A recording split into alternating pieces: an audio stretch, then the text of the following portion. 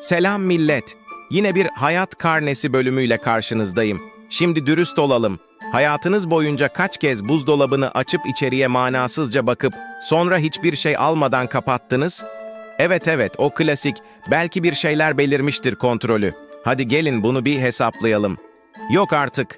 Bu kadar da mı boş vaktimiz var diyorsunuz? Cevap: evet.